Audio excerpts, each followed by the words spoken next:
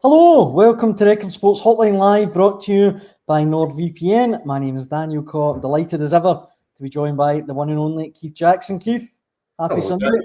Hello, Daniel. We're back on the old Sunday slot again.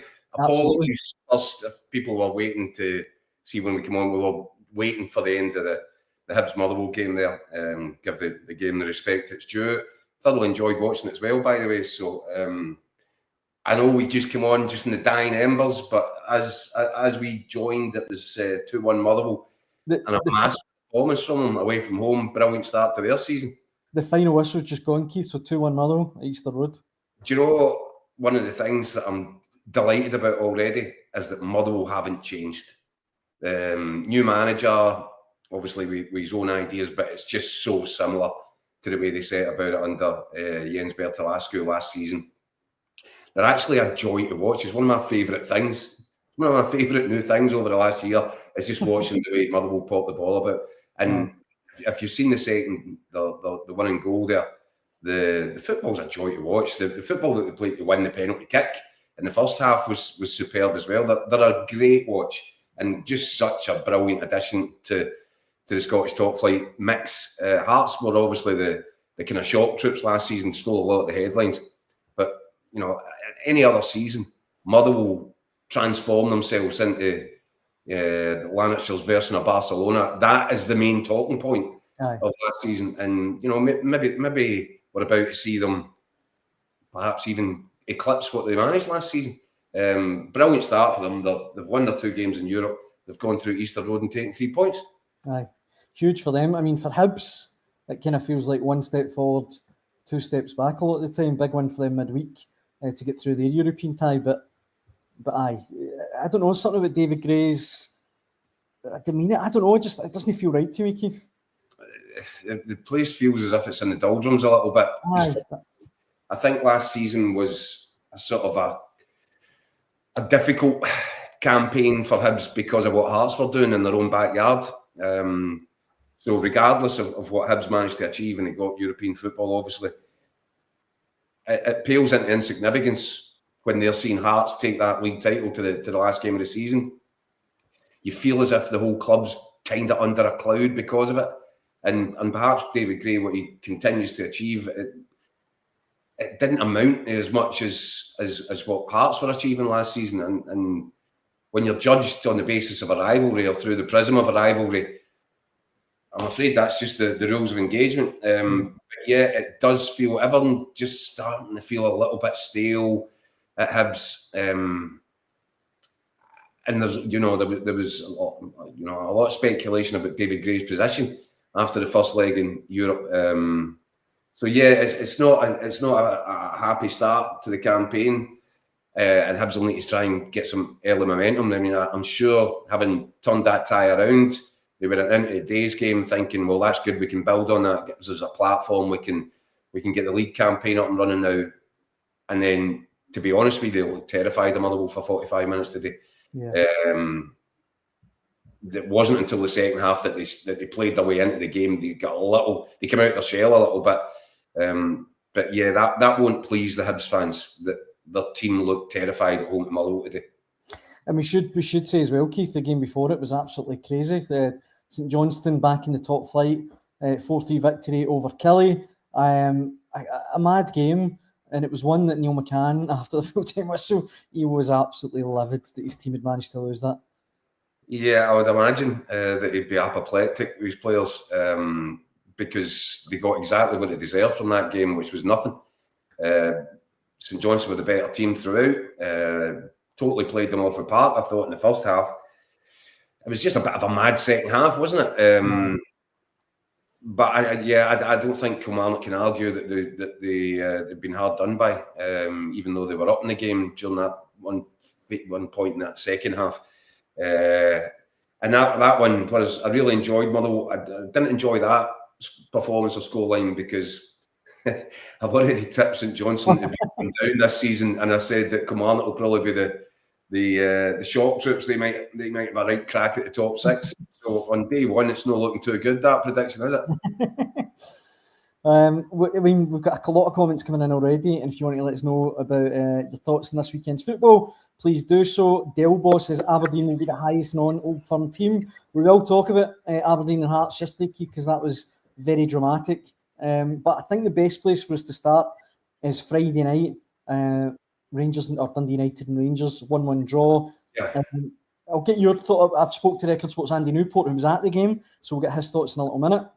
But I'll maybe start by getting your thoughts. I would maybe open up by saying, when I saw the Rangers team come out, if you're Celtic, it doesn't exactly strike fear into you, does it, that Rangers team? Well, a couple of things. I'll be interested to hear what Andy's take on it was. For me, I look at that Rangers performance and they've just picked up where they left off at the tail end of last season. Derek McInnes has made a lot of changes already in terms of personnel. He's brought in 8 new players, but it's not enough, because there are still players out there that cannot be trusted. There are players out there in that team who believe they're a great deal better than they actually are. You would have thought that they might have had a kind of slap in the face, come back to their senses a little bit when they looked at the league table and saw that they finished third in a 2-horse race last season. You might have thought that might have put a few egos in check.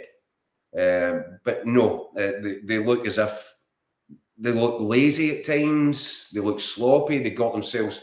Fellow Asgard, by the way, looks as if he might be a star turn this season for Rangers. He looks like a different player. But he gets them back in the game, and then Rangers just shut down again. It's almost as if, well, that's it. We've avoided defeat. We'll take a point. They've not learned anything, these players. And Derek McInnes is now finding out. Now, Derek McInnes would have sussed Rangers out last season when he was at Hearts. And he did suss them out, because he left them in his slipstream in the league, didn't he? So he knew what the Rangers' weaknesses were, and there were many of them. He now needs to sort it from the inside. He needs to work out who can be relied upon, who can be trusted. He'll be absolute. I mean, if he hasn't pinned Manny Fernandez to the dressing room wall after that game, I'd be stunned. Because that's what I'm talking about. That laziness, sloppiness, carelessness. All he has to do there is, when Lachlan Rose makes his way and he's darting, he's got the foot down the accelerator to get into the 6-yard box, Manny Fernandez looks over his shoulder and just lets him go, and then jogs back. Now, if he matches him and gets into the 6-yard box, he's got a chance then of dealing with it and preventing Lachlan Rose from getting a tap in. But he doesn't. And you know, the worst of it was, he then turns around, puts his arms out by his side, looks around at his teammates as if he's blaming them for them not doing his job for him. If I'm Derek McInnes, I'd be absolutely apoplectic about that. And I'd be surprised if there's not been words exchanged. Now, on top of that, he's then got a situation where Ben Godfrey limps off. So even if he wanted to drop Manny Fernandez on a point of principle for the European tie this Thursday night, he's not going to be able to do that. And I think that he's in this position just now where he must be looking around, working out, right, who can be relied upon, who can be trusted. Manny Fernandez leaves Tannadice with a big black mark against his name because of that. But he's not the only one, and he's not Rangers' biggest problem, but he's kind of symptomatic of the problems that they had last season. That, you know, these guys have hardly a winner's medal between them, and yet they seem to have this ego. And Derek McInnes is going to have to knock it out a few of them, and he's also going to have to rely on people who haven't done a particularly good off the park in terms of recruitment. He's got Dan Purdy and Robbie Thelwell. I don't know how they survived last season, and they're still in place. And they've left their manager carrying a water pistol into a gunfight at the start of this season. He's not equipped. He doesn't have the game changers in the final third. He's desperately short of pace. He's desperately short of wide men, creativity, a little bit of craft. He doesn't have any of that. I don't know how Rangers can have allowed this to get to this stage where the season's upon us. It started, and all the things that you knew Rangers were crying out for, they've not been addressed. So I would imagine Derek McInnes, that'll be another thing on his to-do list. If he can't trust the guys that's meant to be giving him his players, and he turned up the heat a little bit on them after the game, where he said, it really is, I have to say this, it's time for the new players to start landing. That's putting the pressure. That's pointing directly to the recruitment office and saying, any chance, you've got one job. So, I don't know where Rangers go here. We've all talked about the names, and there's been plenty of them. And I think that Rangers recruitment office will probably say, well, these deals are the ones that will get done later in the month. But later in the month, we saw the way Russell Martin started last season. Derek McInnes knows he can't afford anything remotely similar to the way that Russell Martin started last season. Yeah. Derek McInnes will know, because he's smart, that he's going to get one shot here. And if it doesn't go well this season, if he doesn't win the league or look like he might win the league or present some sort of silverware into the trophy cabinet this season, he'll know the noise will start against him. It's probably starting already. So what he desperately needs is his recruitment department to do their job in this window and in January, because he's going to need all the help he can get. And right now, they've not equipped him properly. He's not tooled up properly. So yeah, he's got players that he can't rely upon, and he's probably got a recruitment department that he can't rely upon. That's a problem. Yeah. We're getting lots of strong comments in already. I mean, just one, Rangers is okay, says Emmanuel Fernandez looks like he's starting to believe his own hype. Lazy defending, dilly-dallying in the ball and jogging back is a terrible look. Needs an absolute rocket up him. That's just one. That's just a taster, Keith, because you should probably hear from Record Sports Andy Newport, who was at the game on Friday night. Obviously follows Rangers really closely. So let's have a listen to see what he thought of the game at Tannadice. Delighted to be joined on Hotline Live by the one and only Andy Newport. Andy, it's good to see you. New season dawns on us. How's things? It's been a while, Daniel. It's been a while. I think I managed to take a Hotline Live break over the summer, so I'm back. I'm refreshed. I'm ready to go again. It's long overdue. The perfect place for us to start, Andy, is Tannadice. I know you were at the game on Friday night. Not the result that Rangers wanted. No, I mean, kind of wrote in my intro to my match report, it's like the more things change, the more they stay the same. I mean, obviously new manager, 6th season in a row that Rangers have kicked off a new manager in the dugout. 8 new players in the squad, and yet they just sort of suffer from all the same things that sort of went wrong from last season. Indecisive at the back in the big key moment in the first half, and then sort of ran out of ideas in the second half when they get themselves back level. I mean, that's basically been the story of not just last season for Rangers, but the last few seasons. Not being detailed enough at the back and not having enough ideas at the top end of the pitch.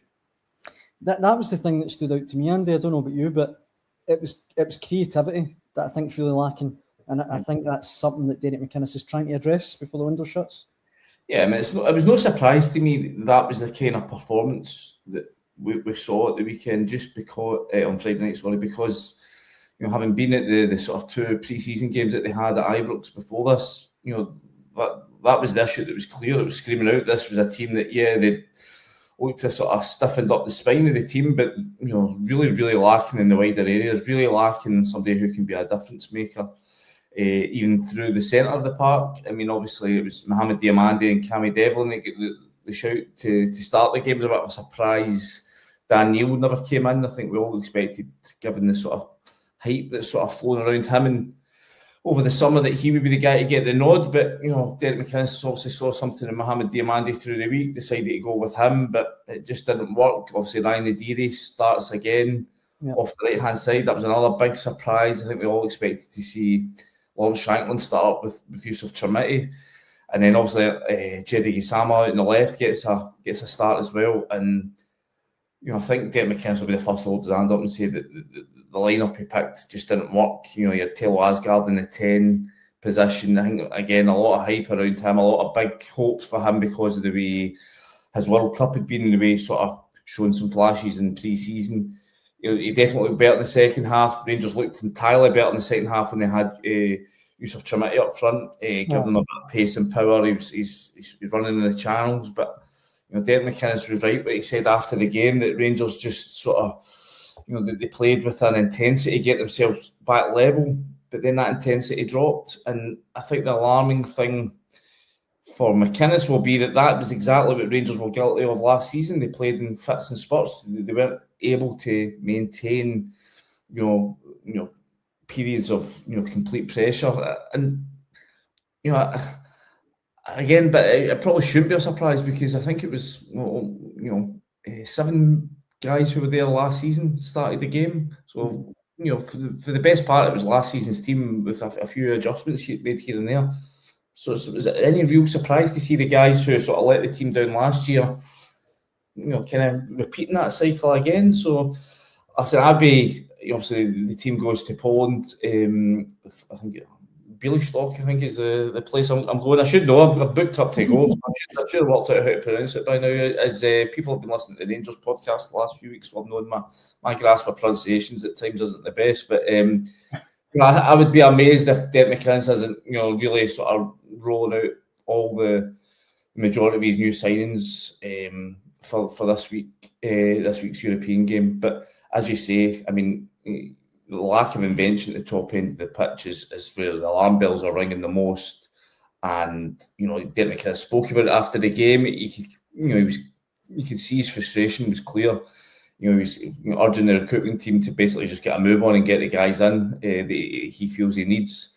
But he's been saying that. I mean, we went out to speak to him in pre-season, over in Benidorm a couple of weeks back. He's been saying this for 2-3 weeks that they've stiffened the spine of the team. They've got some of the leaders that they were looking to bring in, but now it's about adding that X factor at the top end of the pitch. And here we are, the season already underway now. A big European game on the horizon in a couple of days' time, and Rangers are still lacking, the kind of players that are going to open up defences. I mean, it's 8 new signings, but you'd only really say Lawrence Shankland is somebody who operates in the sort of final third. For that reason alone, I think Derek McInnes is right to be sort of frustrated that they haven't made a bigger push to get in the kind of attacking options that he's wanted, especially having let Oliver Antman leave, Danilo leave. I mean, these guys went up to it, but at least there were options. He doesn't have many options at all as we speak. We've talked on Hotline Live over the last week or so, Andy, about some of the options in the transfer market. I mean, Mario Cozier-Dubry is the boy at Brighton. I think Keith on the show has said that Rangers are interested in. There's Yanoa Markello, who's at Coventry as well. We've talked about him. The one for me, Andy, if Rangers could get it done, and I know it's a big if, but see if they could get Černý back. I thought Černý was an absolutely brilliant footballer. He for me would be a game changer in this Rangers team. But from what I understand, he's on a big wage at Besiktas. Yeah, I mean, listen, I agree. I think he showed enough. I think it was something like 20 plus goal contributions he had during his season on loan from Wolfsburg last year before last. So listen, he's proven he knows he can. We all know that he could come into this league and this Rangers team and make an impact. But the fact is, it'll come down to financials, I think. And at 28, he's on, I'm led to believe, something north of £40,000 a week in Turkey. Wow. Besiktas are looking for something north of £6-7 million as a transfer fee. It's a lot. If you're giving him a 4-year deal, you're all of a sudden sort of talking about, sums 14-15 million pounds over the course of that contract, with probably no guarantee that you're going to see much of that, if anything, back. So for me, it'd be really unlikely unless Rangers were scrambling in the final days of the window and felt that they had to sort of push the boat out. But I think there might be a bit of a wariness to do those kind of deals, because I mean, even looking at Ryan Nadiri, obviously started on Friday night, has really shown not much in his 6 months since he joined here. Rangers could have got him for about £3 million had they waited until the summer, but they felt that they had to get another striker in January, and they pushed the boat out and they spent big. They went over what they were ideally looking to pay, ended up having to pay £5 million for him. And I think you're now looking at that and counting the cost of that. Tochi Chukwani as well was another big outlay, £4 million. Again, new manager. All those guys come in with their own way of playing, but these look like big deals that Rangers are going to struggle to make much money back on. So I think you'll see the board learning lessons as they are. Andrew Kavanagh learning a lot of lessons. I can see him. I think you can already see his reluctance to push the button in big signings until they think they've got, like, say, a Raskin out or a Chermiti out. If it was to be if he was to be the person to go, I think they're aware that they have to try and balance the books before they go and, you know, spend big, because if you get caught again, if you make another big purchase that fails, then that has impacts further down the line. I mean, if you think back to 2022, when Giovanni Van Bronckhorst was in charge, and you look at some of the business they did that summer, then the following year under Michael Beale, Rangers are still paying the price for those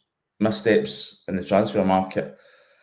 I mean, it's obviously Jim Gillespie's in there now leading the sort of the off-field business dealings. I know that for a fact he's a guy who likes to drive a hard bargain. He'll be, you know, I think he really enjoys the cut and thrust of the negotiations. But, you know, I think there's a acknowledgement that Rangers need to be, you know, working smarter in the transfer market. I think that's why you've seen the likes of the move for Hierto Dal, that I'm sure has been spoken about quite a lot by fans in recent weeks, for the kind of money that, you know, Tromsø were looking for, like, you know, north of £8 million for a 20-year-old that's been playing in Norway. As much as a lot of Rangers fans are really, you know, enticed by this guy and think he's a, you know, proper prospect, I just don't think Rangers were willing to sort of shell out that kind of money for somebody who hasn't really been proven himself on a level yet that would suggest that he's going to be a stick-on success for £8 million. Couldn't make it in the Norway squad either for the World Cup, could he? Exactly. I mean, that's the, you know, I see all this excitement about Hierto Dal. At the end of the day, Rangers have got a guy in the Norwegian World Cup squad already, and he didn't make it. So listen, I mean, it's not a like for like, and these things never are. But you know, I think just at the kind of money that Tromsø were looking for, I don't think that was ever a realistic option. Before I let you go, Andy, social media was a buzz yesterday with rumours about Scott McKenna. Is there anything in that? Is there anything you've heard that? Listen, I'm led to believe that Derek McCann, having obviously worked with Scott McKenna at Aberdeen, was obviously a big fan of him, left-sided, which is an area Rangers are looking for to sort of bolster the defence. But I think obviously he is currently with Dinamo Zagreb in Croatia, and I think the kind of money that they were looking for to make that deal possible, Rangers just, again, as I'm saying there, they didn't think it was worthwhile, didn't represent good value, so they walked away from that one. I don't think it was ever, other than very tentative early inquiries. I know there was a lot of stuff yesterday, but I think it quickly shut down. I think they decided to look elsewhere. And I mean, they're obviously, Derek McInnes is looking to get in another couple of defensive options. Obviously, having added McCann from Philadelphia Union in the week, he's still looking for two more defenders and a couple of wide options. So listen, there's still plenty of work to be done. But as we said, you know, there's big games coming up. Rangers have sort of already stumbled out the traps with that game against Dundee United. They need to get, they need to add to their squad, and especially at the top end of the pitch pronto. Absolutely. Andy, it's always an absolute pleasure having you on Hotline Live. Thanks so much, and I'm sure I'll be pestering you again soon. Cheers, Daniel, pal. Cheers. Thanks, mate. We've got so many comments coming in, Keith. If you're watching at home, get involved. But let me throw a few of these at you. Your loyal Muppet says, I think McKinnon got a selection all wrong. Why was Dragojevic on the bench? Chukwani, Dan Neil and Chermiti. Need that new centre-back on. ASAP Fernandez is a bomb scare a lot of the times. Rangers' easier case says, not hitting the panic button yet. And I do understand the club are not buying anyone for the sake of it, but are now desperate for wingers, pace and creativity, and drop points next weekend again. Dale says, Rangers having only Gassam as a winger, and he's not good enough as a disgrace. Paul says Rangers spent a fortune. The best player is Ascard, and that tells its own story. Although David, preaching caution, he says maybe 8 new players, only 2 or 3 new in the park at the one time. He says everyone needs to chill out. And Ryan Love says something similar. He says, calm down. It's one game. How many points did Celtic give away to United last season? But John is a bit more damning. He says, Kavanagh hasn't got a clue. He was going to stick with Danny Rowe, then it turned strategy in a sixpence and brought in McInnes. He's making it up as he goes along with zero strategy. So, one game into the season, Keith, and already some really strong comments. Well, yeah, and that's the environment. And that's the environment purely and utterly because Rangers have malfunctioned for such an extended period of time now that the patience is gone. And if it's not gone, then it's in very short supply. Because Rangers supporters are sick of seeing the same stuff over and over, rinse and repeat every season. So for that reason, there was always likely to be a bit of a backlash if Derek McInnes didn't win his first league game, because Rangers have seen it it's the same old first game every season, a lot of excitement going into it, and then Rangers slip up, and then before you know it, after the first weekend of the domestic season, they're playing catch up. So I understand all that. What I would say is I think Andrew Kavanagh, and look, I'm going to say it again, Dan, when Andrew Kavanagh first took over this time about a year ago, I said that things were likely to get worse for Rangers before they got better. And what I meant by that was, I think Andrew Kavanagh, he comes into it not understanding the environment, not understanding the club, not understanding the requirements, but he's a really smart guy. So, and when he went in to take over the club this time last year, his eye was fixed purely on the numbers of getting the deal delivered and nailed down. And that was a complicated deal. And I think that he was prepared to delegate on the football front. And I think he made some mistakes. And I think that every day since then has been a school day for him. He put his trust in people like Kevin Thelwell and Russell Martin. And good advice was being ignored. You mentioned there, it's funny, Cherny, McKenna, these guys were all available this time a year ago. Yeah. And they were a fraction of the cost. Barry Ferguson would have probably wanted to sign both of those particular players. Yeah. So Rangers have missed a massive opportunity. And by placing the trust in the wrong people this time last year, it did get worse.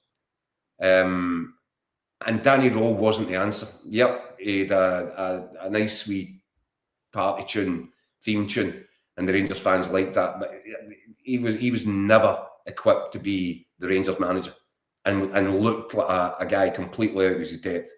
I think this is my one message that should give Rangers fans perhaps a little bit more confident. I think the Andrew Kavanagh has been a steep learning curve. I think he knows now. He's a far better idea 1 year on what Rangers require than he did back then. He's taking a more hands-on approach to it now, where he was delegating, putting his trust in other people. He's much more hands-on, and I think he's got the right man in Derek McInnes. And I think you'll find that over the course of this season, Rangers will now, they've kind of, it's bottomed out. It did get worse. I think that Rangers will steadily start to grow into something more recognisable with Derek McInnes in charge. I think Andrew Kavanagh will place his trust in him, and I think he's right to do so. But if there are still problems in his recruitment department, if there are guys in there that aren't up to the job of properly equipping Derek McInnes and giving him the tools that he needs, then there's maybe a legacy issue from the mistakes that were made a year ago. And as I said, I find it strange that a couple of these guys who were Kevin Thelwell's, well, one's his son and one's his ally, that they remained inside the thing when Rangers had lost all trust in Kevin Thelwell. Well, these were his appointments. So that one's curious. And right now, Derek McInnes is probably looking at his squad going, guys, where are we? I'm desperate, and you've known since day one that what we need in wide areas and creative areas of the pitch, and they haven't delivered yet. That's not to say they won't, but as I said to you, if you're going through a process right now as a new manager and they're working out who can you hang your hat on, whether it's on the pitch or off the pitch, and I think that process is probably one that Derek McInnes is going through right now. For example, right, we talked a bit about Motherwell. And this is a thing that I'm sitting watching that Motherwell match earlier, and Celtic are crying out for defensive cover on the left-hand side for Kieran Tierney. Mm-hmm. And that's obviously a position that's of great importance for them in this transfer market. And Rangers, likewise, need cover for Tour Romans. Has that recruitment department, what have they been doing over the last 12 months? Because I've just watched the big boy again, Longfellow at Motherwell. He's outstanding. Yep. And he's on your doorstep. And you tell me that Celtic stroke Rangers wouldn't be, that's a perfect signing if you're needing somebody to come in and challenge, but probably play second fiddle, but give a real bit of competition for the left back slot. It baffles me. Some of the stuff, it really does baffle me. I thought Will Ferry the other night as well, Keith, was excellent for Dundee United. For Dundee United, and has been for an extended period. But again, what was it? Is it not Anderlecht that are in sniffing around that just now? Again, another one. Are Celtic and Rangers watching what we're watching? Because these guys are performing week in, week out in their own doorstep. And I don't know what it is that they're looking for right now in terms of what makes a ready-made kind of replacement left back or an understudy to the guys that would be seen as first picks. Aye. Well, look, we mentioned, Keith, at the top of the show, Hearts, and we talked about Derek McInnes getting a bit of stick in the comments. The Hearts manager, Keith, must be sitting here thinking, what have I walked into? I mean, that yesterday was about as sore a defeat as it can get after, the brutal defeat he took off Sturm Graz. Probably just thought he was a breathing space, didn't he? Exactly, aye. And they looked like they were on the verge of getting a huge win at Pittodrie. First time they'll have won at Pittodrie in over a decade. But obviously kind of fell apart in injury time. I think we can hear from Stephen Robinson, the Aberdeen manager, actually. I think we can hear from him before we get stuck into that. I think when I look back at the game, it's unbelievable that we lost the game and that we didn't win the game actually, because I thought first half was too much up and down. We were too much in their game. We didn't have enough control on the ball, so the quality on the ball had to be better, and we pointed some things out at halftime. Second half was much better in that area, so we controlled the game more, we had the ball more in control, so we could also manage their moments. All went well, but then at the end you get these 2 goals in 5 minutes. You have to be clinical in the box. We were clinical in our defensive box until then, but it's not enough to be at 85 minutes. It has to be 90 and more. If you're going to win during the last minutes and make it a lot more exciting, what I can categorically say is that wouldn't happen last year. When I came in, I thought we lacked fight, we lacked desire. We showed that with a lot of new players as well. A back four that's never played together before. I thought we were excellent all four. So really, really good stuff. And they showed great character and come back against them. Make no mistake, Hearts are a very good side. They've been beat by a good Sturm Graz side. So it's a fantastic result for us tonight. I thought it was quite an even game. I'm honest, I didn't think there was a lot between the two sides, but I thought that both teams had periods, but we started to build and had more possession, created more openings without our final pass, as I said, being right. But I've got a belief in the squad. I've got a belief in the players we've brought in, and you can see by the subs that they really made an impact. You can see there in the comments, just one of them, Keith, Angling Ayrshire says Hearts will finish 5th or 6th this season. I mean, are people getting a bit carried away? Yeah, it's a new manager. Listen, it's not been an impressive start, but they have to kind of resist pressing on the panic button. Hearts, I said the other night on when was it, Thursday last week, Dan, we were talking about the season beginning. A realistic target for Hearts this season.